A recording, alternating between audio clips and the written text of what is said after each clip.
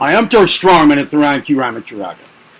Thank you for selecting this Chapter 10 narration from the book, The Astral World, by Swami Panchadasi,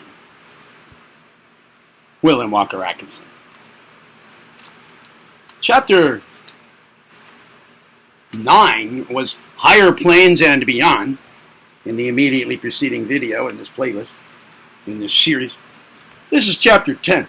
There will be still one more chapter. It'll be Chapter 11, Astral Entities, and yes, that is the last chapter. I made a mistake in counting how many were remaining a couple videos back, and the mistake kind of followed through, but I think we got it sorted out now. This is the next to the last chapter, Chapter 10, the Astral Lights. Higher Planes and Beyond, just before this one. This is now Chapter 10, the Astral Light. It must not be supposed for a moment that the astral is simply a plane of nature created for a place of temporary abode and a development for souls which have passed out of the physical body, a mere stopping place between reincarnations.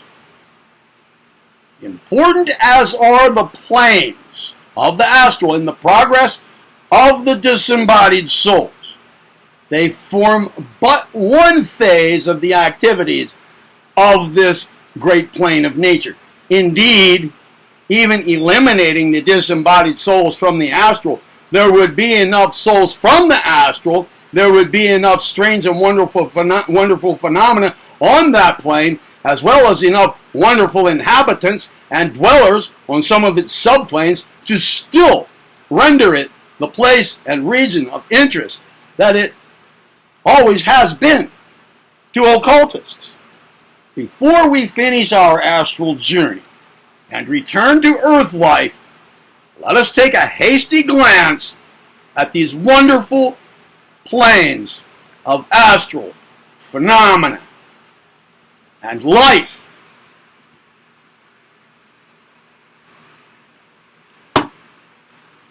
The astral light. Changing our vibrations, we find ourselves entering a strange region, the nature of which at first you fail to discern.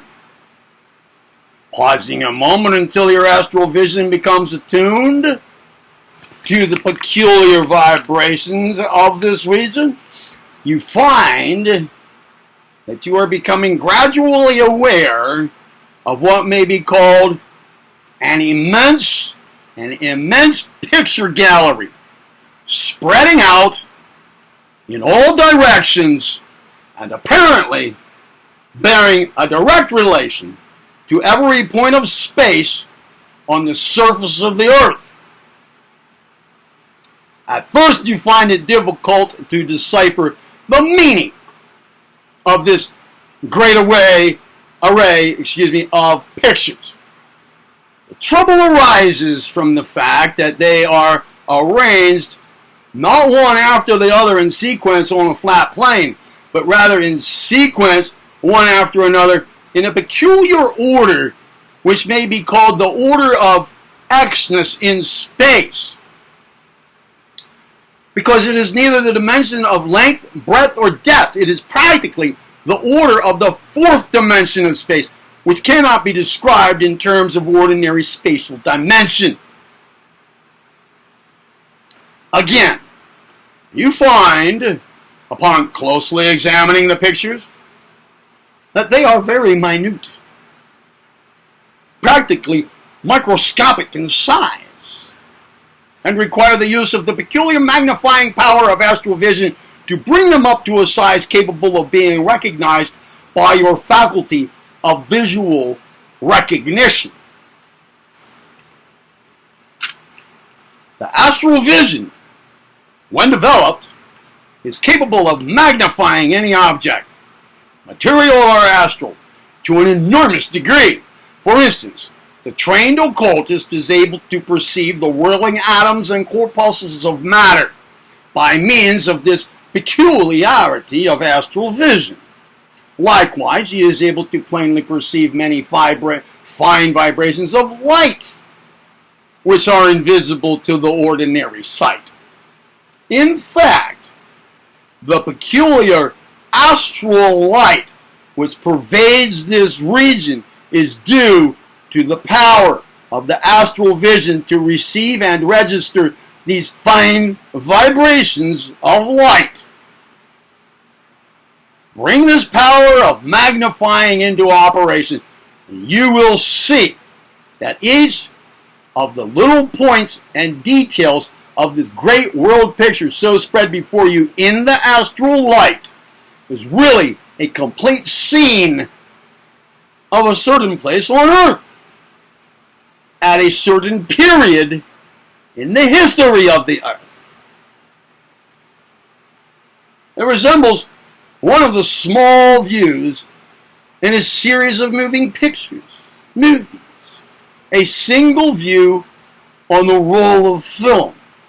It is fixed and not in motion, and yet we can move forward along the fourth dimension and thus obtain a moving picture of the history of any point on the surface of the earth, or even combine the various points into a larger moving picture in the same way. Let us prove this by actual experiment.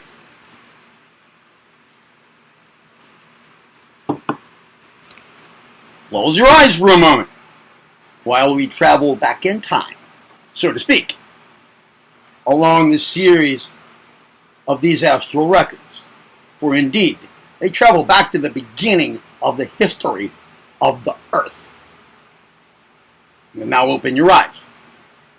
Looking around you, you perceive a pictured representation of strange scenes filled with persons wearing a peculiar garb. But all is still. No life, no motion. Now let us move forward in time at a much higher rate than that in which the astral views were registered. You now see flying before you the great movement of life on a certain point of space in a far distant age. From birth to death, you see the life of these strange people, all in the space of a few moments. Great battles are fought. Cities rise before your eyes, all in a great moving picture flying at a tremendous speed. Now stop. And let us move backward in time, still gazing at the moving pictures. You see a strange sight, like that of reversing the film in a moving picture. You see everything moving backwards. Cities crumbling into nothingness. Men rising from their graves and growing younger each second until they are finally born as babes. Everything moving backward in time instead of forward. You can thus witness any great historical event, or follow the career of any great personage from birth to death, or backward. You will notice, moreover, that everything is semi-transparent, and that accordingly you can see the picture of what is going on inside of buildings as well as outside of them. Nothing escapes the astral light records. Nothing can be concealed from it. You have gazed at the great world picture in the records of the astral light, the great Akashic records, as we Hindus call it.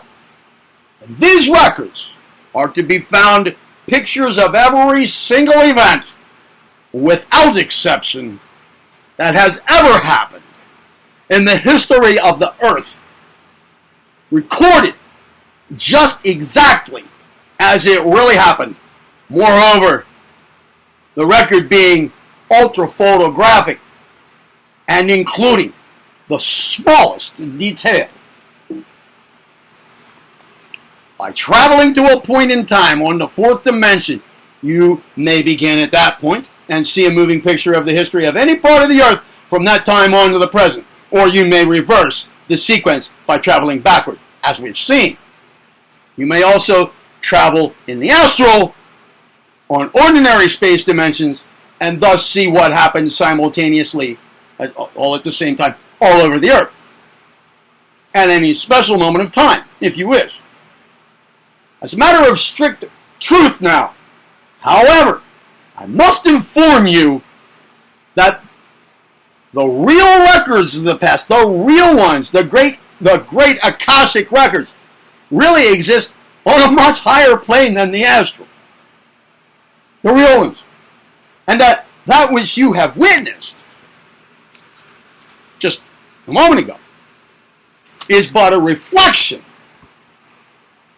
practically perfect, however, of those original records. It requires a high degree of occult development in order to perceive even this reflection in the astral light. And unaided by my own power, you could not perceive these sights at this time. An ordinary clairvoyant, however, is often able to catch occasional glimpses of these astral pictures, and may thus describe fairly well the happenings of the past. In the same way, the psychometrist, given an object, may be able to give the past history of the object, including a description of the persons associated therewith.